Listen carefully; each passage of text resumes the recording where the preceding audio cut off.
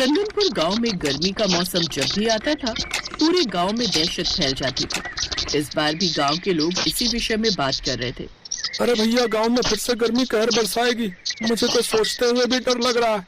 मुझे भी भैया बहुत ही डर सा लग रहा है। जितना सुंदर और हरियाली से भरा हमारा चंदनपुर गांव अभी है, कुछ दिनों बाद जब गर्मी पड़नी शुरू होगी तब हमारा पूरा गांव जो है सूख जाएगा भैया। और हर बार ऐसा ही होता है। हमें तो शायद इन सब की आदत सी हो गई है। चंदनपुर गांव पहले ऐसा नहीं था। यहाँ पर हर मौसम में हरियाली ही रहती थी, पर पिछले 20 सालों से जब भी गर्मी पड़ती है, चंदनपुर गांव में अकाल पड़ जाता है। गांव के खेत खलिहान गर्मी से झुलस जाते हैं। सारे नदी तालाब कुएं सूख जाते हैं। लोग पानी की एक एक बूंद को तरस जाते हैं। जानवर भी चंदनपुर गांव की गर्मी को सहन नहीं कर पाते। वे भी गर्मी में बिना पानी के तड़पने लगते हैं। नहीं, मुझे मत रोको, मैं गांव के बाहर वाले कुएं से पानी लेने जरूर जाऊंगी। अरे मेरे बच्चे प्यास से तड़प रहे हैं। जब उस कुएं में पानी है तो कोई लाने क्यों नहीं देता? पता है पूरा गांव सूख चुका है, बस एक वही कुआं है जिसमें पानी है। हम सभी को मिलकर उस कुएं में से पानी लाना चाहिए, वरना हम प्यास से तड़प तड़प कर मर जाएंगे। अरे नहीं नहीं सरला बहन, हम उस कुएं में से पानी नहीं ला सकते। अगर हम उस कुएं से पानी लेने गए तो वापस नहीं लौटेंगे, बता रहा हूँ। तो क्या करूँ? अपने बच्चों को प्यास से तड़पने दूं? माँ, पानी, बहुत प्यास लगी है। माँ, गला सूख रहा है। मैं अब नहीं रुक सकती, मैं उस कुएं से पानी जरूर लाऊंगी। सरला जैसे ही पानी लेने के लिए गांव के बाहर वाले कुएं की तरफ दौड़ती है, तभी सूरज आ जाता है। सूरज उसी गांव का एक होनहार लड़का था। वो अपने परिवार के साथ साथ पूरे गांव के बारे में भी बहुत सोचता था। उसे भी हमेशा इसी बात की चिंता रहती थी कि गर्मी आने पर उसका गांव कितना बेहाल हो जाएगा। सरला चाची रुको, मेरे पास पानी है। ये लो, दीपू को पानी पिला दो। पर सूरज, अगर तुम ये थोड़ा सा बचा हुआ पानी हमें पिला दोगे तो तुम्हारे परिवार के लोग कैसे पानी पिएंगे? पानी तो खत्म हो जाएगा। चाची, आप पहले दीपू को पानी पिला दो, बाकी सब बाद में देखा जाएगा। सूरज के पास थोड़ा सा पानी बचा हुआ था, तो सरला ने अपने बेटे दीपू को पिला दिया। बहुत बहुत धन्यवाद सूरज बेटा, तुम सचमुच इस गांव के बारे में बहुत सोचते हो। तुम बहुत दयालु और अच्छे इंसान हो। धन्यवाद चाचा। सरला को पानी देकर सूरज घर लौट आया। अरे तू पागल है क्या? थोड़ा सा पानी रखा था घर में, वो भी गांव वालों में बांट आया। अब हम सभी को प्यास लगी है, बता कहाँ से पानी लाएंगे? माँ, मुझे बहुत जोरों की प्यास लगी है। भैया सारा पानी देकर आ गए, अब मैं कहाँ से पानी पीऊं? सूरज, तू इतना अच्छा बनता है गांव वालों के सामने, है? अपने परिवार के लिए भी अच्छा बनना सीख।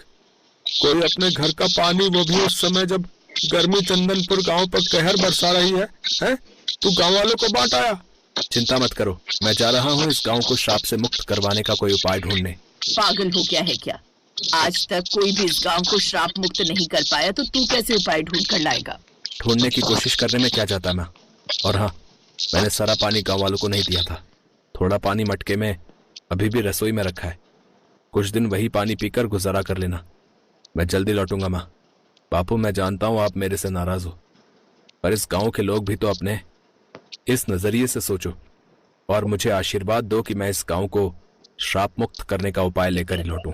सूरज के माता पिता दोनों उसे आशीर्वाद देते हैं और फिर सूरज गांव को श्राप मुक्त करने का उपाय ढूंढने के लिए निकल पड़ता है। चलते चलते सूरज एक गांव में पहुंचता है। सूरज देखता है कि गांव में बहुत भीड़ लगी हुई है, लोग शोर मचा रहे हैं। सूरज इसका कारण पूछता है। भैया, ये कैसा शोर है? अरे नए आए हो क्या गांव में? अरे एक राक्षसी को जिंदा जला रहे हैं ताकि इस गांव को उस राक्षसी के साए से बचाया जा सके। राक्षसी? सूरज आगे बढ़कर भीड़ के पास जाता है। जमींदार साहब, हम पर दया कीजिए। चंपा हमारी इकलौती औलाद है, इसे छोड़ दीजिए। हम उसे लेकर कहीं और चले जाएंगे। नहीं, हम इसे जिंदा छोड़कर अपने लिए मुसीबत खड़ी नहीं कर सकते। तुम्हारी बेटी 2 सिर वाली एक राक्षसी है, इसका जिंदा रहना हम सभी गांव वालों के लिए खतरा है। जला दो इसे जिंदा। जमींदार साहब रुकिए, आप ऐसे मेरी पत्नी को नहीं जला सकते। तेरी पत्नी? क्यों रे, तूने कब इससे शादी की? अरे माँ बाबूजी पहचाना? अरे नहीं, आप कैसे पहचानोगे? हम दोनों की तो रिश्ते की बात बचपन में पक्की हुई थी, बस 7 फेरे लेने ही तो बाकी है। मैं सूरज, पहचाना? आपके बचपन के मित्र रामलाल का बेटा। सूरज चंपा के पिता को इशारा करता है। अरे हाँ, ये तो हमारा दामाद है। अरे सूरज! वही तो। अब मेरी पत्नी को जल्दी से छोड़ दीजिए, मैं अपनी पत्नी को ब्याह कर ले जा रहा हूँ। सूरज ने चंपा को गांव वालों की कैद से मुक्त कर दिया और सबके सामने चंपा को अपनी पत्नी बना लिया। सूरज, मैं 2 सिर वाली हूँ। मैं जानती हूँ तुमने मेरी जान बचाने के लिए झूठा नाटक किया था, पर अभी भी समय है, तुम चले जाओ। मैं अपने माता पिता के साथ इस गांव से कहीं दूर चली जाऊंगी। नहीं चंपा, अब मैंने फैसला कर लिया है कि मैं तुमसे ही शादी करूंगा। अगर मैंने तुम्हें ऐसे छोड़ दिया तो गांव वाले तुम सबको नहीं छोड़ेंगे। तुम्हें मेरे साथ सबके सामने इस गांव से विदा होना होगा। जा बेटी, सूरज बहुत अच्छा लड़का है। हमारे तो भाग्य ही खुल गए, सूरज जैसा दामाद मिला। सूरज चंपा को विदा करके अपने साथ लेकर चल पड़ता है। सूरज गांव लौट आता है। चंपा को देखकर सारे गांव वाले शोर मचा देते हैं। अरे जानकी, तुम्हारा बेटा तो श्राप से मुक्त करने का उपाय ढूंढने गया था, पर ये तो एक राक्षसनी को उठा लाया। बताओ। इसे देखकर सब डर रहे। अरे 2 सिर वाली इस राक्षसी को गांव से हटाना होगा। बस कुछ दिन की बात और है, मैं यहाँ से चला जाऊंगा अपने माता पिता और अपनी पत्नी चंपा को लेकर। आप सबको घबराने की कोई जरूरत नहीं है। चलो चंपा। गांव में पानी नहीं था। गर्मी से सब परेशान थे। चंपा सूरज से बोली, सुनिए, घर में पानी नहीं है, मैं कुएं से भर लाऊं? चंपा, यहाँ पानी अभी नहीं मिलेगा, हमें दूसरे गांव से ही लाना होगा।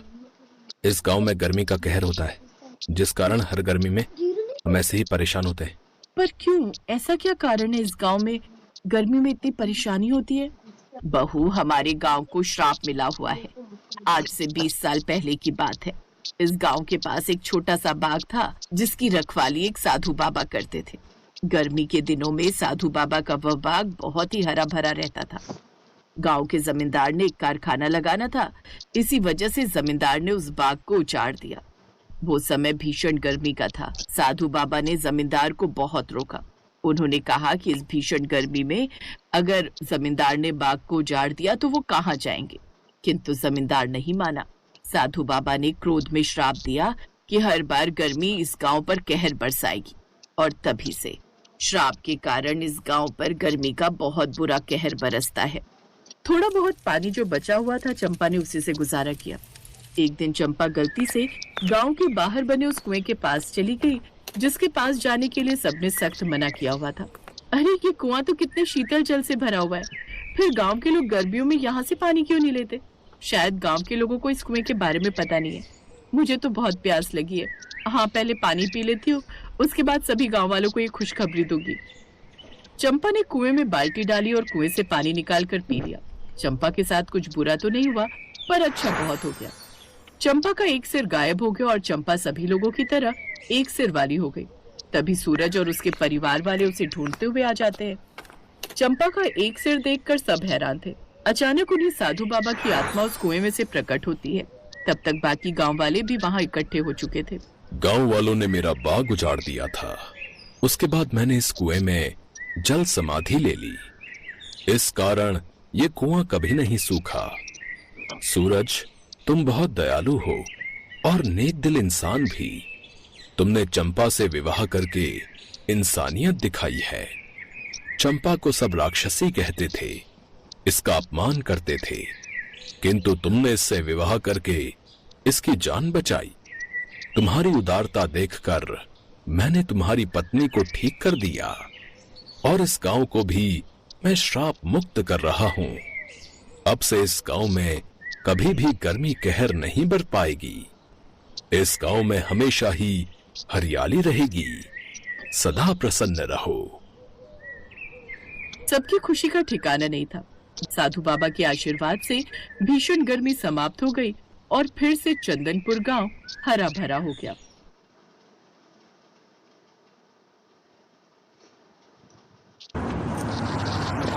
मम्मी, एसी ऑन कर दो, बहुत गर्मी हो रही है और मुझे बहुत जोरों की नींद भी आ रही है। ओए, अभी तो तू एसी खोलने के लिए बोल रही है। कल को जब दादी के पास गांव जाएंगे तो वहाँ कोई एसी नहीं मिलने वाला। मम्मी, क्या मयंक सच कह रहा है? दादी माँ के घर पर एसी नहीं चलेगा?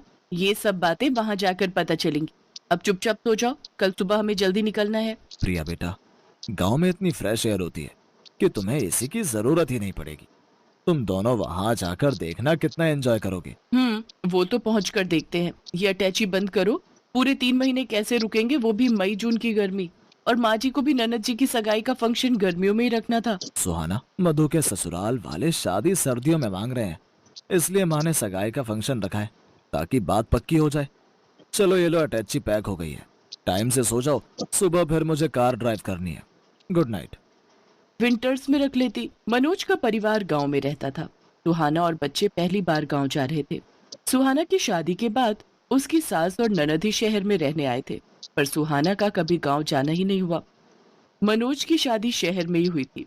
पहली बार सुहाना बच्चों के साथ गांव जा रही थी, इसीलिए वो परेशान थी कि गर्मियों में ना जाने गांव में क्या हालत होगी। बच्चों को एयर कंडीशनर की आदत है, पता नहीं वहां क्या हाल होगा। यही घबराहट सुहाना और बच्चों के मन में थी। अगले दिन मनोज सुहाना और बच्चों के साथ गांव पहुंचता है। सुहाना बहू, क्या बात है, जब पिछली बार पहले शहर में तुम्हें देखा था तो तुम्हारी सेहत बहुत अच्छी थी। बच्चे भी बड़े कमजोर हो गए हैं। क्या बात है, कुछ खाते पीते नहीं हो क्या? माँ, अब ये लोग गांव आ गए हैं, अब इन्हें अपने हिसाब से खिला पिलाकर तगड़ा करो। हाँ बेटा, तुम चिंता मत करो। अब ये बच्चे मोटे ताजी सेहत वाले होकर ही शहर जाएंगे। ये लो बच्चों, ठंडी ठंडी मीठी लस्सी पियो। दादी, लस्सी वो क्या होता है?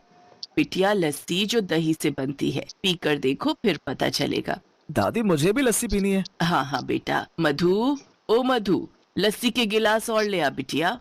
माँ जी, और रहने दीजिए, ये बच्चे तो ऐसे ही कह रहे हैं, मैं इन्हें इसी में से थोड़ा थोड़ा दे दूंगी, ये दोनों पी नहीं पाएंगे। नहीं मम्मी, मैं पी लूंगा, मुझे पूरी पीनी है। हाँ हाँ, मेरा बेटा पूरा पी लेगा। और लस्सी तो बहुत फायदा करती है। गर्मियों में ठंडा पेय पदार्थ है, इसको पीने से शरीर ठंडा रहता है। मैं रेस लगाऊंगी, देखती हूँ तुम दोनों में से कौन जल्दी लस्सी पीता है। सुहाना देखती है प्रिया और मयंक गटगट लस्सी पीकर गिलास खाली कर देते हैं। उन्होंने बहुत शौक से लस्सी पी थी। कई बार सुहाना शहर में बच्चों को दूध या दही देती थी तो नहीं लेते थे, जबरदस्ती देना पड़ता था। पर आज तो दोनों बच्चे लस्सी को एकदम से पी गए। दादी, मैं फर्स्ट हूँ। दादी, मैं फर्स्ट हूँ। हाँ हाँ, दोनों फर्स्ट आए हो। अब तुम दोनों को इनाम मिलेगा। ये देखो, बाग के पके हुए मीठे मीठे रसीले आम। तुम दोनों बच्चों को आम पसंद है ना? वाह, मैंगो। मैंगो तो मुझे बहुत पसंद है। बस, तो फिर अब हम इन आमों को बाल्टी में ठंडे पानी में भिगो देंगे ताकि इनकी गर्मी निकल जाए और ये ठंडे हो जाए। फिर मैं इन आमों को रात में तुम्हें खाने के लिए दूंगी। सच माँ, बच्चे गांव आकर कितना कुछ सीख जाएंगे। बस, आज पहला दिन है ना, तो ये सोच रहे हैं कि बच्चे कुछ नहीं कहेंगे। एक दो दिन बाद देखना कितना शोर मचाएंगे। अब आज रात को जब इनको एसी नहीं मिलेगा ना, तब पता चलेगा शहर की गर्मी और गांव की गर्मी में कितना फर्क है। गर्मी के मारे जब पसीने छूटेंगे, मच्छर काटेंगे, तब कहेंगे वापस शहर चलो। क्या हुआ भाभी, आप क्या सोचने लगे? ये लो आपकी लस्सी। और शाम के खाने के लिए मैंने दाल चावल, अरबी की सूखी सब्जी और मटर पनीर बनाया है। वो माँ कह रही थी कि बच्चे दाल चावल पता नहीं खाए या ना खाए, इसलिए मटर पनीर शौक से खा लेंगे। हाँ हाँ ठीक है, वैसे मैं आऊँ क्या तुम्हारी हेल्प के लिए? नहीं नहीं भाभी, वो तो सब लोग मिलकर कर रहे हैं, आप आराम करो। कितने दिनों बाद तो हमसे मिलना हुआ है। मैं थोड़ी देर में खाली होकर आपसे बात करती हूँ, आप माँ के साथ बैठकर बातें करो। बच्चे गांव आकर सचमुच बहुत खुश थे। वो अपनी दादी और बाकी सब रिश्तेदारों के साथ खूब हंस खेल रहे थे। रात के समय प्रिया बोली, दादी गर्मी लग रही है, एसी ऑन करना है। अरे बच्चों, तुम दोनों मेरे साथ छत पर चलो, सबके बिस्तर छत पर ही बिछाए हैं। माँ, कितने दिनों बाद आज हम सब मिलकर छत पर सोएंगे। सचमुच बहुत ही बढ़िया नींद आएगी। अब तो मेरी आंख सुबह ही खुलेगी। मधु, मुझे तो एक मोटी चादर दे देना, रात को ठंड हो जाती है। ठीक है भैया। मनोज, कितनी बार तुम्हें कहा था कि गांव आने से पहले एक एसी गांव में भिजवा दो ताकि यहाँ फिटिंग हो जाती, तो हम कमरे में आराम से सो सकते थे। सुहाना, हम लोग शहर में रहते हैं और मधु कुछ टाइम बाद अपने घर चली जाएगी। माँ को एयर कंडीशनर की आदत नहीं है। मैंने माँ को कहा था, पर उन्होंने कहा था कि वो कभी यहाँ रहती है, कभी हमारे पास शहर में, तो एयर कंडीशनर लगाने का फायदा ही क्या। यहाँ पर तो सब लोग छत पर ही सोते हैं, बहुत बढ़िया नींद आती है। यहाँ कोई नहीं चलाता एसी, सबको खुली हवा में सोने की आदत है। और देखो, बच्चे भी माँ के साथ कितने आराम से छत पर सोने चले गए। सुहाना देखती है कि बच्चे छत पर अपनी दादी के साथ लेटे हुए कहानी सुन रहे थे और कहानी सुनते सुनते सो गए। सुहाना हैरान रह जाती है। कुछ दिनों बाद मधु की सगाई का फंक्शन बहुत अच्छे से हो जाता है। बच्चे जब तक गांव में रहे, उन्होंने एक बार भी किसी बात को लेकर जिद नहीं की। गांव की गर्मी का असर बच्चों पर बिल्कुल भी नहीं हुआ। सुहाना समझ जाती है कि उसकी सोच गलत थी। बच्चों ने गांव की गर्मी को खूब एंजॉय किया। जिस तरह शहर में गर्मी से बचने के मशीनरी साधन उपलब्ध हैं, उसी तरह गांव में गर्मी से बचने के प्राकृतिक साधन उपलब्ध हैं। वो खुश थी कि बच्चों को हर स्थिति में रहने की आदत हो गई, भले ही वो गांव में रहे या फिर शहर में। वो अपने आप को स्थिति के अनुसार बदल लेंगे। बच्चों, तुम सब बहुत याद आओगे। अब तो तुम्हारे साथ रहने की आदत हो गई है। माँ, तो फिर आप और मधु शहर आ जाना, बच्चों को भी अच्छा लगेगा। हाँ बेटा, आऊंगी। थोड़ी गर्मी कम हो जाए फिर मैं जरूर आऊंगी। बच्चे कहाँ गए? रुको मैं देखती हूँ। सुहाना देखती है प्रिया और मयंक तो हैंडपंप के पास खड़े हुए ठंडे ठंडे पानी से मुंह धो रहे हैं और खुशी से उछल कूद कर नाच रहे हैं, मानो वो गर्मी के मौसम के साथ खुशी खुशी खेल रहे हो। ये लो बच्चों, और मुंह। सुहाना की आंखें खुशी से भर आती हैं और वो सबसे विदा लेकर आंखों में ढेर सारे सपने बटोरकर बच्चों और मनोज के साथ वापस शहर लौट आती है। पर शहर आने के बाद भी बच्चे गांव की बातें करते नहीं थक रहे थे। ये देख सुहाना और मनोज की खुशी का ठिकाना नहीं था। बेस्ट